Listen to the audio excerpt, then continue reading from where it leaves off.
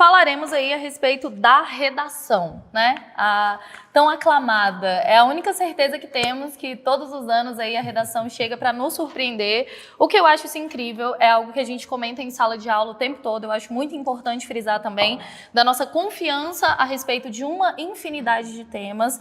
Esse tema nesse ano, assim, na minha humilde opinião, nós fomos agraciados com esse tema, especialmente para você, estudante lasalista, e esse ano que nós focamos bastante nessa discussão a respeito do racismo estrutural. Para quem aí tá ligadinho, lembra do nosso projeto Estações do segundo trimestre, no qual a gente teve essa discussão bastante profunda a respeito do racismo estrutural por meio do conto Maria. Então, a gente conseguiu fazer essas relações, e eu tenho certeza que vocês lembraram disso também ao longo da prova. E falando especificamente de como que ela veio, como foram os textos motivadores, eu dei uma boa olhada aqui nos textos motivadores, achei esses textos muito bons também, mas vamos ao que interessa, que é fazer o recorte do tema. E aí eu vou conversar com vocês o seguinte: não necessariamente o que eu faria, né? Eu colocaria isso, eu colocaria aquilo, porque a gente sabe que isso acaba sendo muito subjetivo. A prova de redação, ela é uma prova subjetiva, sim. Então, qual é o maior anseio de vocês nesse momento de pós-prova? Professora, será que essa discussão X que eu sugeri foi uma discussão coerente? Será que essa discussão Y que eu sugeri foi coerente na prova?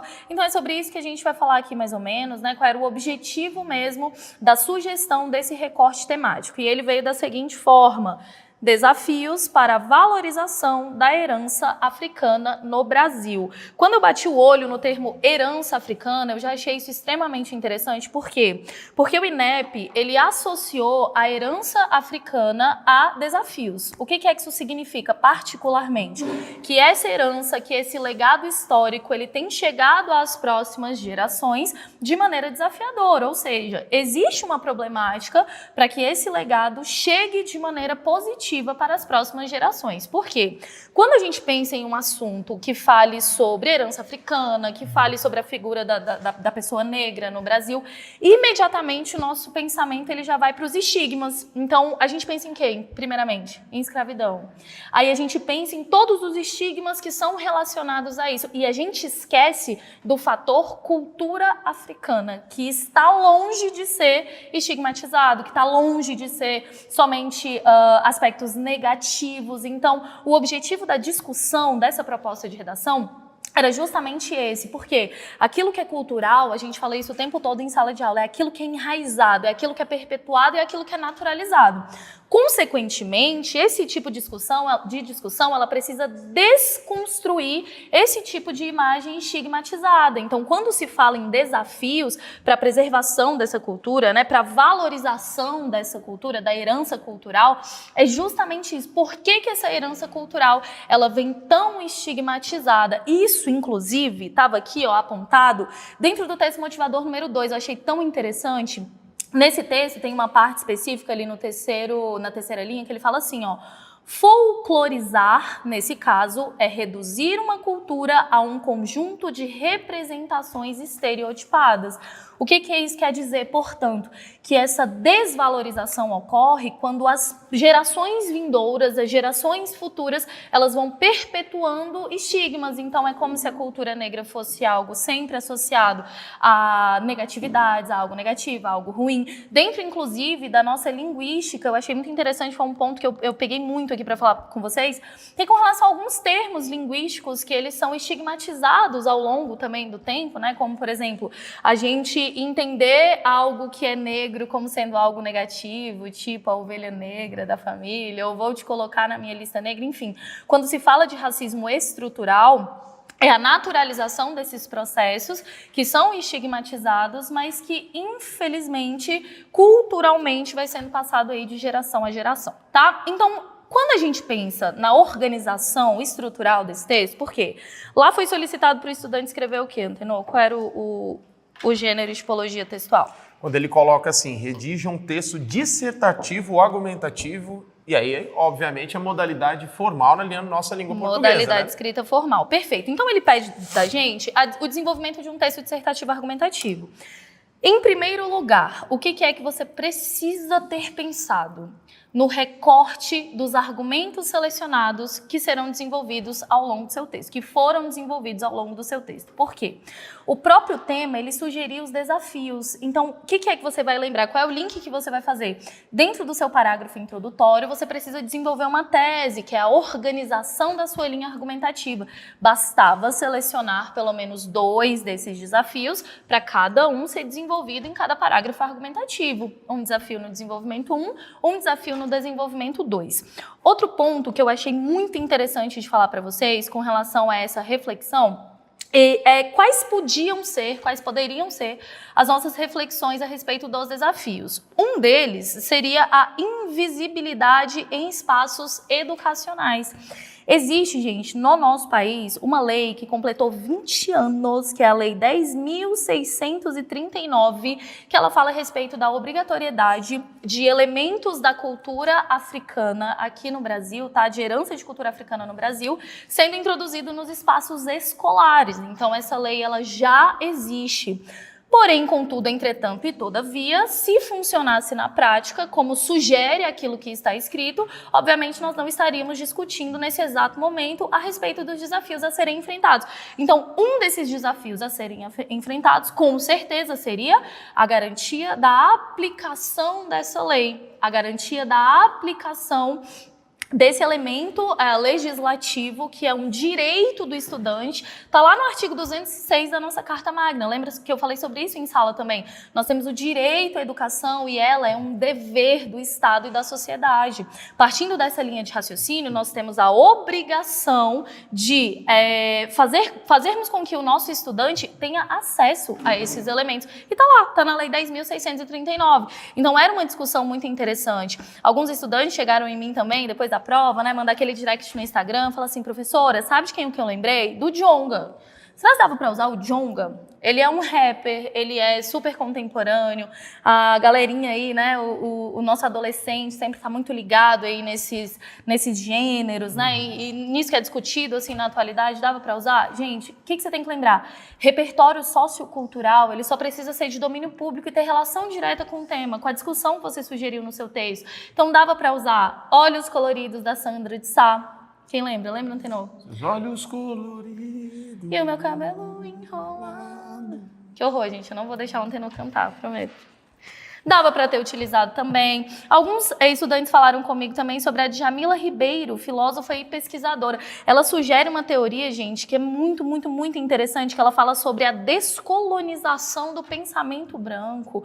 Ou seja, o pensamento do colonizador, essa herança histórica que veio ali desde a colonização, é um pensamento estruturado que vai sendo passado de geração para geração. Ou seja, ela sugere a reflexão a respeito dessa descolonização, ou seja, passar o protagonismo da cultura negra para frente, com o objetivo de gerar essa conscientização sobre a importância da valorização dessa cultura, que foi justamente o que sugeriu a discussão do nosso tema, tá? Outra coisa muito interessante aqui que eu marquei para vocês, com relação à representatividade, eu conversei isso também com a professora Roberta, que logo menos estará aqui com o Antenor também, e a gente estava conversando a respeito dessa representatividade que a gente tem visto cada vez mais aparecendo na mídia. Antes, gente, eu vou colocar um antigamente assim bem recente, mais ou menos uns 15 a 20 anos atrás. Papéis de protagonismo, por exemplo, em filmes, em novelas brasileiras, eles não eram fornecidos para atrizes, para atores negros. Então, eu só estou dando um exemplo. Então, esse protagonismo que tem a ver com representatividade também é extremamente importante. Por quê? Para que as pessoas vejam esse protagonismo, para que esse protagonismo passe a ser naturalizado e que na nossa cabeça, quando se fala em população negra e quando se fala em cultura negra, não venha em primeiro lugar somente o momento da escravidão, o momento da escravidão aqui no nosso país, que foi terrível, que gerou aí consequências negativas a longuíssimo prazo, tanto que ainda colhemos esse tipo de herança até hoje, mas que esse tipo de pensamento seja desconstruído aos poucos. Então, o papel da mídia, nesse caso, é fundamental.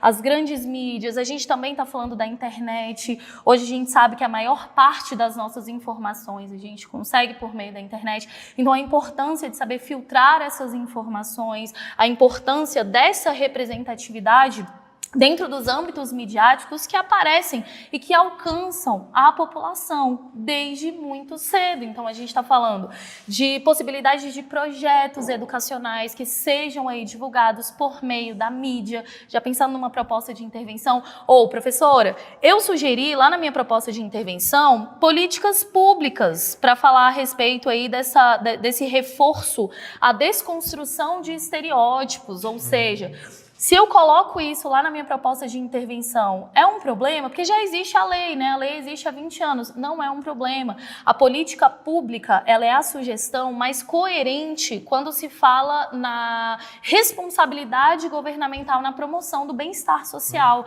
Lembra que a gente discute sobre isso o tempo todo? A responsabilidade realmente é do Estado. O Estado é que deve fomentar essas políticas públicas de modo que esse problema ele não afete mais a população. É para isso que serve aí, esse é o objetivo da discussão de qualquer tema do Enem, e esse ano não foi diferente, tá?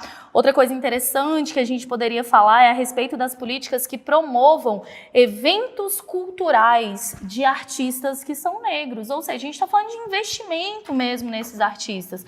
Se nós pensarmos, historicamente falando, que existe uma certa população que foi estereotipada, que sofreu e sofre muita violência, que é uma população que teve pouco espaço e está alcançando esses espaços aí a passos curtos, a gente está falando de incentivo, a gente está falando de investimento, isso é extremamente necessário. Quando nós temos uma determinada corrida, né, na qual existe um determinado participante que tem muito mais empecilhos para conseguir vencer essa corrida do que outro participante, é claro que a gente não está falando aí numa ideia de justiça, a gente não está falando aí numa ideia de equidade, muito pelo contrário, são necessárias políticas públicas para esse incentivo, porque quando se fala em cultura, eu gosto de frisar isso para vocês, se fala em cultivar, é aquilo que é cultivado. Aquilo que é cultivado é naturalizado. A partir dessa naturalização vem a desconstrução. Somente por meio da educação, somente por meio da informação, nós conseguiremos alcançar aí essa desconstrução, tá? Outra coisa que eu achei super interessante, achei assim, muito emblemático, é a questão do Vini Júnior. O que foi que aconteceu com o Vini Júnior muito recentemente? Ele poderia ter sido agraciado de maneira justa, né, com a bola de ouro. Com a bola de ouro. Até porque o prêmio é por futebol, né, para quem faz dentro de campo, né? O que ele faz, inclusive. O que ele faz, além, obviamente, da representação e da importância que ele tem fora dele, com, infelizmente, os casos de racismo que acabam acontecendo com o jogador. Pois é, você pode falar para mim o seguinte, professor, mas o que isso tem a ver, né, com desafios para a valorização da herança africana no Brasil? Tem tudo a ver. Ele é um jogador que, dentro de campo, ele já dá um show, mas fora de campo ele é muito politizado, então ele levanta muito essas pautas que são relacionadas aí ao racismo, principalmente lá na Europa, que é onde ele atua, né, atualmente com o seu futebol. E aí, quando a gente pensa nesse tema de redação, que está falando sobre estigmas que são eurocêntricos, né? Ou seja, estigmas que vêm a partir dessa nossa herança histórica da colonização, fomos colonizados por Portugal, né? Uma população branca, uma população europeia, e a partir daí nós tivemos muitos traços da nossa cultura que foram completamente apagados, né? Ou seja, o etnocídio cometido contra a população indígena, a gente ainda está falando lá de 1500, a gente ainda está falando aí da chegada dos portugueses ao Brasil, que também é um repertório sociocultural excelente para uma discussão como essa. Então a gente está falando de traços culturais que foram apagados aí por essa cultura eurocêntrica, que precisam ser reconstituídos. Para quê? Para que não caia no esquecimento. A memória de uma população é de extrema importância para a construção dessa identidade nacional. Edmund Burke, filósofo, ele falou uma frase que ele falou assim, aquele que não conhece a sua história está fadado a repeti-la. Olha que reflexão interessante que a gente pode ter com relação a esse tema também. Se há o desconhecimento a respeito desse legado, a respeito dos traços culturais, e se esses traços não deixam de ser estigmatizados, qual é a consequência mais natural? Que toda essa problemática seja repetida, que todos os erros cometidos no passado sejam igualmente repetidos. Então, com certeza, aí a gente apostaria muito na discussão a respeito da educação, na desconstrução e principalmente em desestigmatizar esses traços que são relacionados à cultura africana, ou seja, trazer para o âmbito do positivo, daquilo que deve ser perpetuado e não apenas e tão somente os estigmas, tá? Achei muito interessante, eu gostei muito desse tema. Que bom. E todas essas palavras aqui ditas pela professora Maria Carolina reforçam justamente como que o Enem ele é montado. Por quê? Quando ela fala, por exemplo, de uso de música, se você pegar o caderno verde e for na questão de número 24, capítulo 4, versículo 3, uma música dos Racionais MC, que fala justamente dessa contextualização. Inclusive foi muito pioneiro também, o Mano Brown, né? Foi muito pioneiro nessas discussões relacionadas aí à marginalização da população preta no país.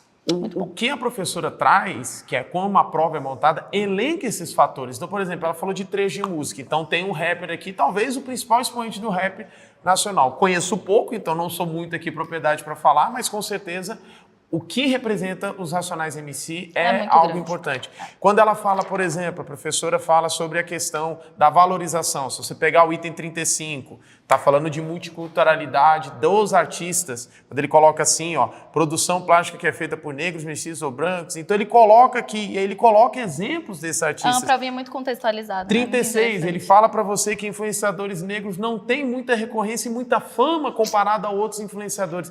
Então perceba que a prova conversa. E a gente pode usar os textos das questões nas provas para poder pensar um pouco na redação a linha de raciocínio, excelente essa pergunta.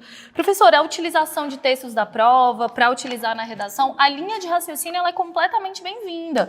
Lembra, gente, que uma prova que tem uma coletânea de textos motivadores, ela tem esse objetivo mesmo, de contextualizar e de nortear a sua linha de raciocínio. As informações que tem ao longo da sua prova também têm a função de nortear a sua linha de raciocínio. O que a gente não pode fazer de jeito nenhum. A gente não pode fazer cópias, obviamente, tanto dos textos motivadores quanto de partes da prova, porque elas são desconsideradas para efeito de correção. Mas eu tenho certeza que com relação a isso nós não tivemos problemas, porque nós estudamos muitos repertórios em sala de aula, falamos aí a respeito do direito inalienável à dignidade humana e traços culturais são intrinsecamente ligados à dignidade.